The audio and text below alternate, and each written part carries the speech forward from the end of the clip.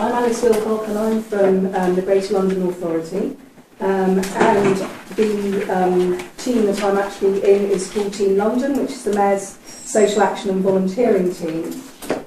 Sorry, next slide. But I'm going to just explain a little bit to you about what's been changing within the GLA since the election. So the first thing is that we have a Deputy Mayor, and this is him, Matthew Ryder, who's Deputy Mayor for Social Integration, Social Mobility and Community Engagement. And once you get past the fact that that's the most unbelievably long job title in the world, then actually digging below that to the kinds of issues and themes and areas that Matthew's responsible for, this is the first time that there's ever been a Deputy Mayor who's looking at these kinds of things. And so that in itself is very encouraging. So it very much builds on ideas that were first put forward in Steve's manifesto, but also subsequently in this document, City for All Londoners, which was out for consultation a few months ago, about bringing together a city for everybody from different backgrounds. And again, I think for the first time in quite a long time, there was very specific mention of the need to address inequalities and to tackle disadvantage and discrimination, and ensure that everybody can have full participation in the life of our city. So those are all very much things which resonate with community development principles and values, which is excellent. But of course, I suppose the devil is always in the detail. So the question is, what is the Mayor and his team actually going to do next? So I'm in a slightly, not strange position, but I'm from the kind of volunteering and social action side, but there are obviously multiple departments within the GLA as a large regional authority that have connections to the world of community development. And I can see one of my colleagues here from the Diversity and Social Policy team, and Matthew's area of responsibility specifically covers Team London, Diversity and Social Policy, and also sport. But of course, other departments, regeneration, very importantly, housing, health, all of these areas need to have an awareness of and the skills to engage properly with communities and take communities' needs into consideration. So the three areas that Matthew's responsible for, as far as my team are concerned, particularly looking at how we can use our programmes to meet his needs.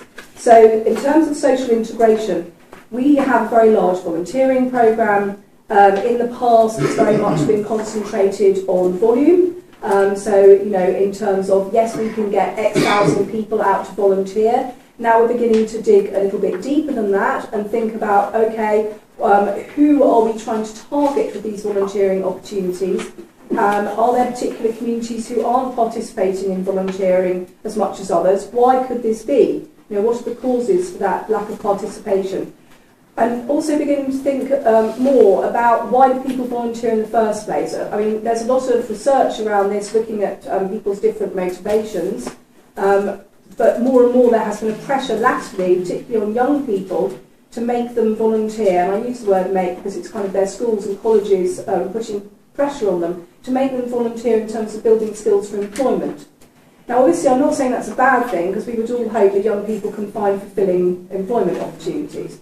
But on the other hand, it's an interesting question when you think about, are you, by having that focus on volunteering, are you changing this from something where young people think about social action because they're passionate about it and because they're engaged in it and interested in it, or is it becoming a route to their future career, and therefore once they've done it and got it on their CV, they won't be engaging with it any further? It's kind of interesting tension there, and there is some initial research looking at that and claiming that potentially this could cause problems for grassroots organisations in the future, because they won't have that new cohort of volunteers flowing through from young people.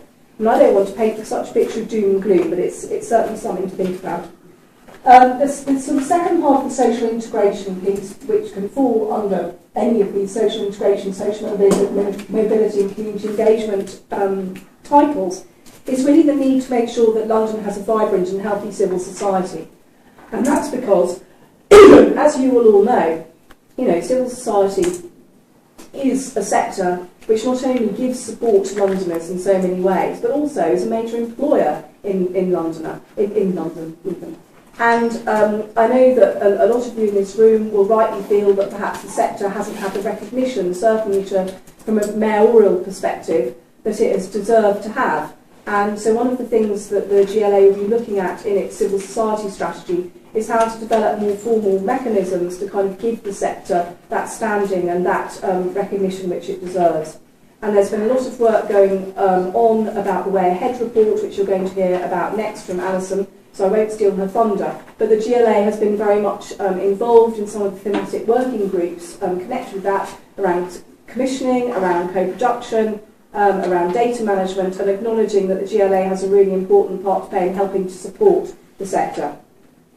So social mobility, we do work with young people across London, and probably we could improve our relationships with both local borough provision and grassroots provision, because I think in the past, again, we have taken a rather top-down approach to this provision, because it's been stamped with the mayor and it's been wanting to have that very much as kind of branded as coming from the mayor and nobody else.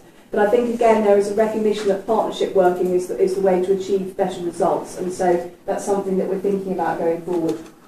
Community engagement.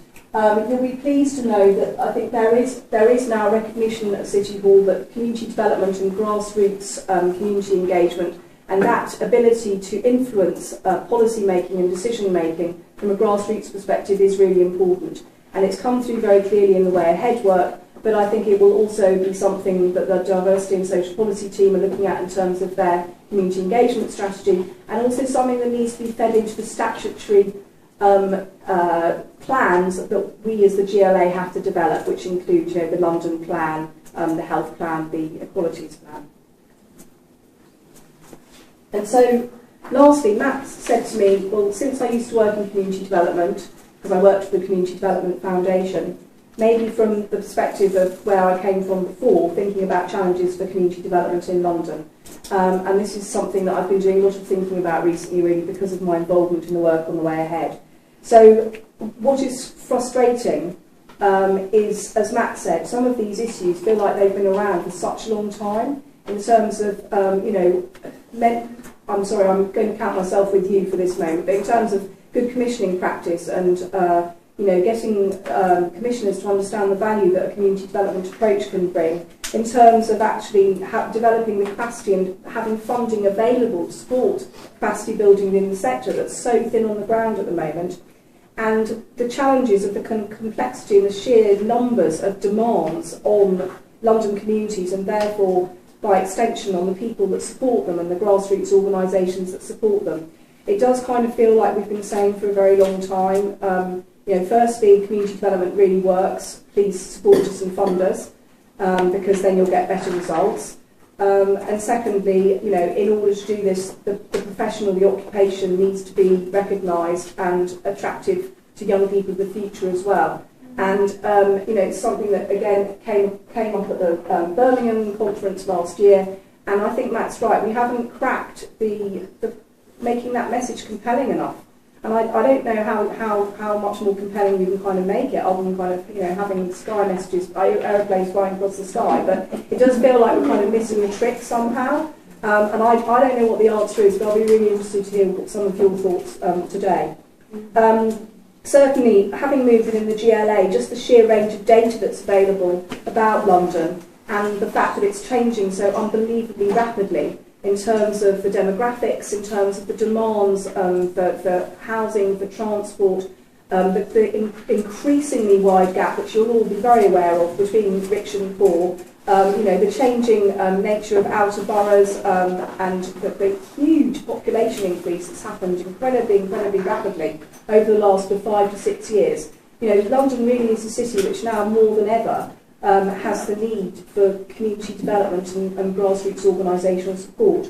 But it's, you know, how we approach those different communities, how we approach, you know, the challenges of gentrification, how we think about using technology, and, you know, the kind of newer communities, how they operate and link with older communities. All of those are really big things.